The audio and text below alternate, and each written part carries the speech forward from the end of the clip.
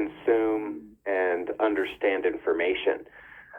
From the animal perspective, obviously, more extreme climate shifts are not good for them. More radiation is not good for them. But perhaps most importantly, it's not just birds that use Earth's magnetic field. There's many mammals that use Earth's magnetic field. There's many marine creatures or creatures that live in the water that use Earth's magnetic field for everything from navigation to finding food to finding their breeding grounds to even subtle signals for things that are vital to their lives. And so when we have such an enormous part of the food chain, so to speak, that is dependent on Earth's magnetic field in order for their life processes, this is something that can have cascading effects across the entire food chain. That can happen if even one link in the chain starts to have a problem. But we're seeing that this is several links in the air, in the water, and on the ground. And so this is something that's going to end up affecting just about everything on Earth. What causes whales, Ben, to beach? So there are a lot of things that cause whales to beach, but one of them is, in fact, changes in the magnetic field. Now, these are both the long-term changes that I was just alluding to, but also the solar storms that we were talking about earlier. There was a fantastic study done by NASA scientists several years ago that showed that when there's a pretty significant solar effect on the Earth, we get more whale beachings. And this is probably going to become even more prominent than it has been. If it seems like there have been more stories about it, it's not just that there's more people with cell phones taking video. It's not just that there's more access to news. It is becoming a more prominent thing. And a lot of that has to do with what we were talking about, the changes on the Earth and Sun right now. Are these events things that could be or will be? They are ongoing and will be much worse into the future. We are only about 25% of the way into this event of a changing magnetic field on Earth.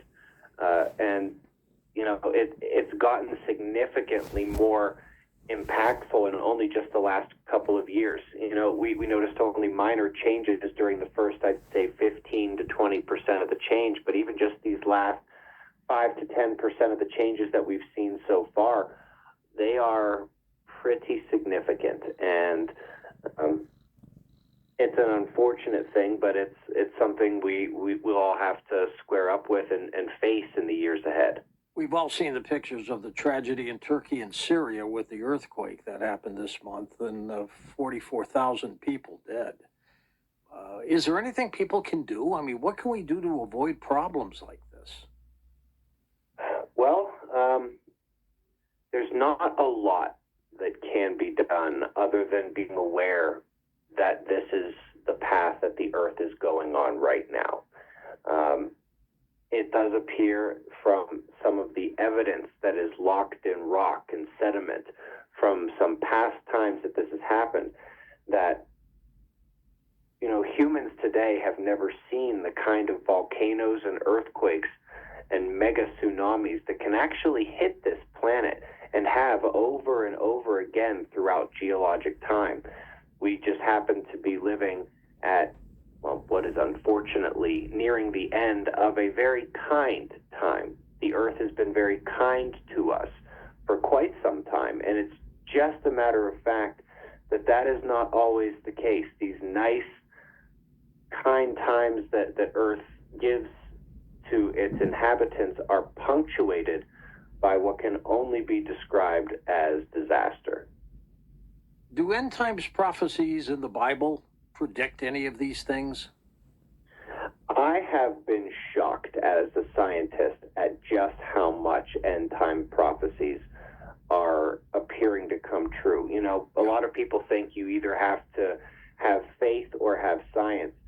As a man of science, as a man of math, as a man of statistics, I cannot deny how much of a matchup there is between what we are seeing in the natural world and what I read in that book. And it's not just in terms of what they say to expect with the sun and the earth and the weather and the earthquakes. But if you look at the way people will begin to act, they will begin to lose certain parts of themselves, what made them an honorable and kind stewards of this planet and of life in general. Everything from the natural world and the weather to the way people are acting these days, which, I mean, it's simple observation. It can't be denied that it's happening. And as a man of statistics and math, I have to look at how much both of those things are matching up with things like end time prophecy and say, this is too much to simply ignore. There is statistical merit to actually saying this is exactly what was written in that book all those years ago, and we're watching it play out right now. I think we take a lot of things for granted too, Ben. You know, we hit a switch, electricity comes on. We turn on our furnace, our natural gas furnaces heat us during the winter time. It always seems to be there. What happens one day when it's not there? That's an excellent question. And essentially, it's the kind of thing you have to, it doesn't take a lot of imagination to think about what happens in the wintertime when you don't have heat. What happens when stores can't refrigerate food, when you can't refrigerate food? What happens when the ATM machines aren't working? What happens when there's no gas from the pump, there's no water from your tap and your faucet? What happens when you can't call 911? What happens when there's no internet, when there's no communication, when there's no global infrastructure that we've used to basically build the world we have today? Well, the United States government had basically said if we lose power, 90% of the people would be lost within about a year. And, it might be even more than that. And unfortunately, these things we've taken for granted are also the things that are becoming more and more vulnerable as Earth is changing in this way. And they are the things that are causing most people to be vulnerable when the situation gets even just a little bit worse. What do you think is the worst possible scenario? The worst possible scenario is when these current ongoing changes to the magnetic field get to a point where this magnetic field of our planet can't protect us from the sun in the way that we have experienced our entire lives. Right. This has happened many times in the past, but when people weren't dependent on electricity, there was little more than, the auroras, the northern lights, a pretty show that was put on in the sky, and they would tell stories of gods or other things like that, And right now, unfortunately, the major risk is that we have become dependent on these systems that are now vulnerable, more vulnerable every day, to something happening on the sun. And the worst case scenario is one day the sun takes our power, one day it's there, and one day none of the switches work. Within a day or two, there won't be any food at the store, no gas in your vehicle, no phone, no internet. Planes fall from the sky? It's very possible, especially since the satellites will be greatly affected by any kind of a solar storm. The changes to the magnetic field in general, plus whatever changes the solar storm is imparting, they're going to make GPS virtually unusable. It's about worst case scenario one could imagine. We have for years been proponents of insulating our power grid against an EMP attack, electromagnetic pulse, or a solar flare from the sun. But there could be other ways that gets that power source, right? Definitely. And unfortunately, they have not been as proactive in protecting the grid as perhaps people like you or I would like. I can remember being in Washington, D.C. several years ago, and several of the best scientists in this field had basically said, we're not ready for any kind of attack, whether it's an EMP, whether it's hacking, or whether it's a solar storm, that our grids are not prepared. And while there have been executive orders, from Obama, from Trump, about, space weather and solar storms and things to do, it is moving at a terrifyingly slow bureaucratic level. And, one wonders if we're just going to take too long and something's going to happen before we have the chance to really harden our society against these risks. Ben, do some of these changes explain why so many people are acting whacked out and weird? Yeah, certainly. It's not just that, as we were discussing before, there's a direct radiation impact. It's not just, as we were discussing before, that greater weather swings have an effect on the psyche.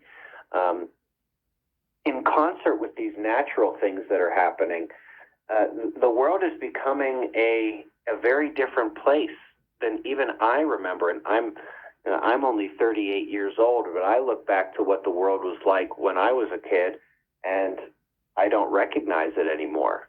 Whether it's the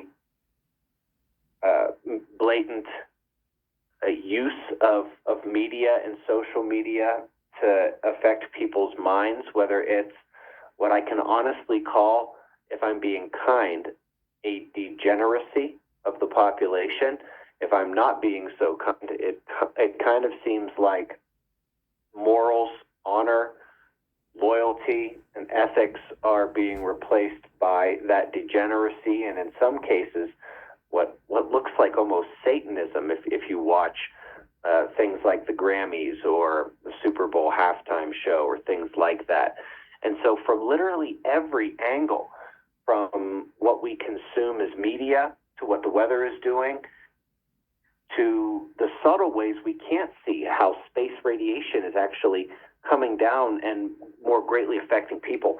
It's like we're getting hit in our psyche from every angle, in every way that could possibly affect our emotions, our decision-making, our demeanor. And some people can't take it. No, a lot of people can't take it. We're seeing hospitalizable depression on the rise. We're seeing anxiety on the rise. We're seeing suicide on the rise. And, what's harder to see statistically is the subtle emotional instability that is creeping into everyone's lives when it doesn't result in a suicide, when it doesn't result in having to be hospitalized due to anxiety or depression, when it just more affects how well one can do their job, when it affects how a husband and wife can live together and raise their children, when it affects how children are handling the stresses of growing up. Growing pains are now, much, much more challenging, and there aren't necessarily the support structures there that there were in the past. And that includes from everything from their teachers to their parents to what information is available to them. And so it's, again, like I said, it's coming from every angle, testing us in ways that it appears most people aren't ready to be tested. Ben, we're going to take a quick break and come back